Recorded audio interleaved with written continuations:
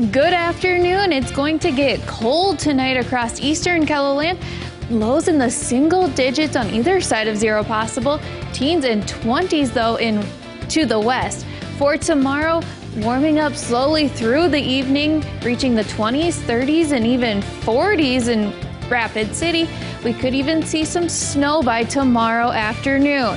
KELOLAND's First at 4 starts right now. Live from KELOLAND Media Group, KELOLAND News First at 4. Snow is going to be returning to KELOLAND once again. We're going to show you which areas are already seeing slick roads. And we talk with Sioux Falls Pride about the recent bills targeting drag shows in South Dakota. And later, why rabbits may be chowing down on your trees.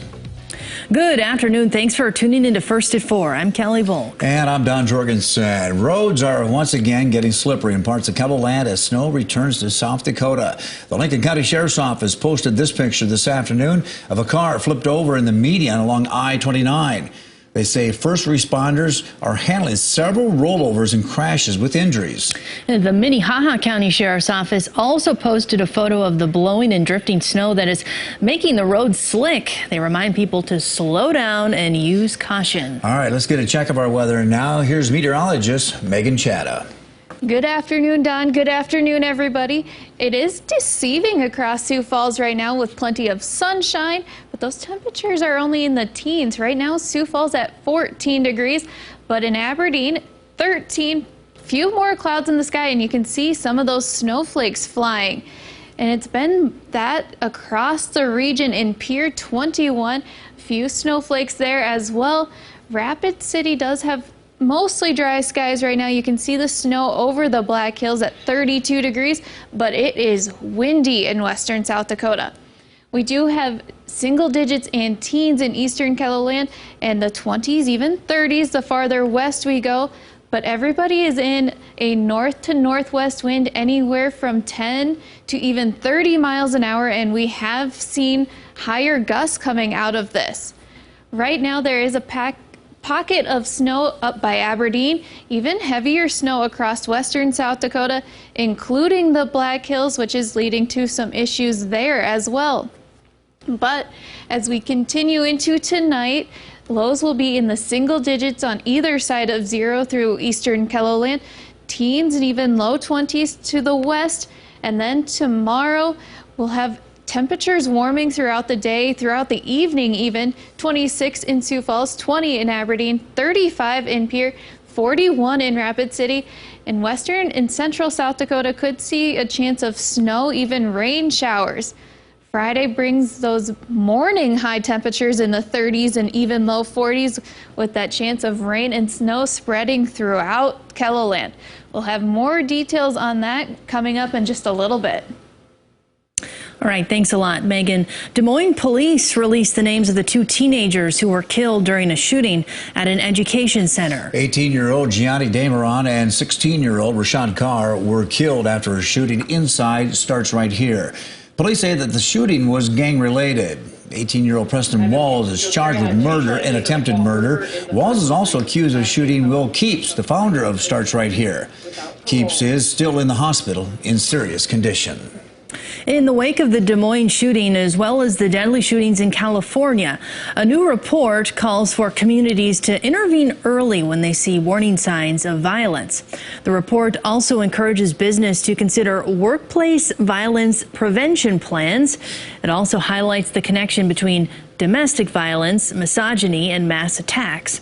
The Secret Service's National Threat Assessment Center analyzed 173 mass attacks carried out over a 5-year period.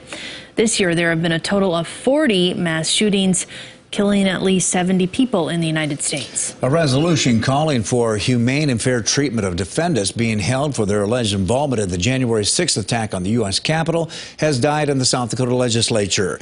Republican Representative Phil Jensen was one of the sponsors of the bill. He brought a witness from Texas who was found guilty for his role in the attack.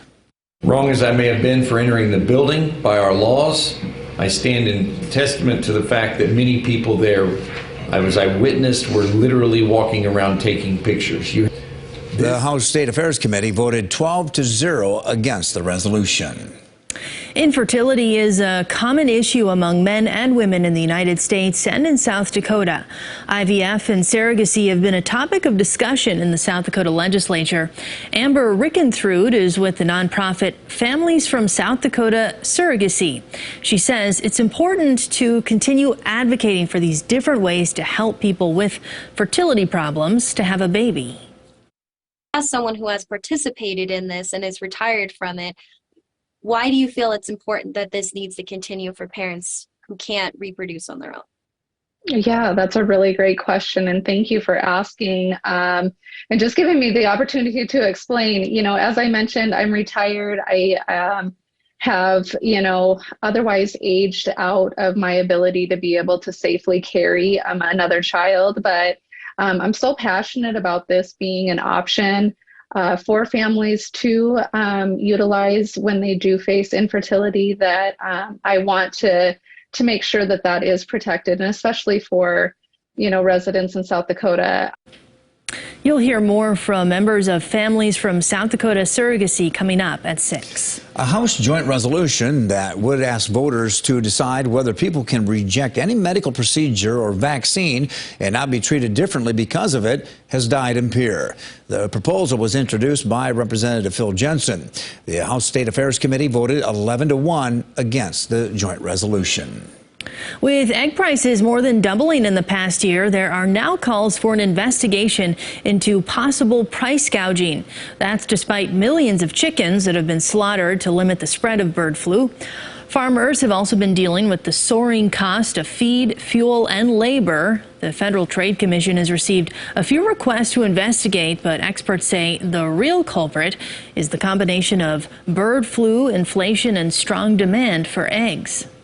Well, coming up after the break, we're going to look at what Iowa's new school choice law means for private and public schools. And later, we'll look at a new group in Congress that is trying to make the future of agriculture a top priority in Washington. You're watching First at 4 on KELOLAND News.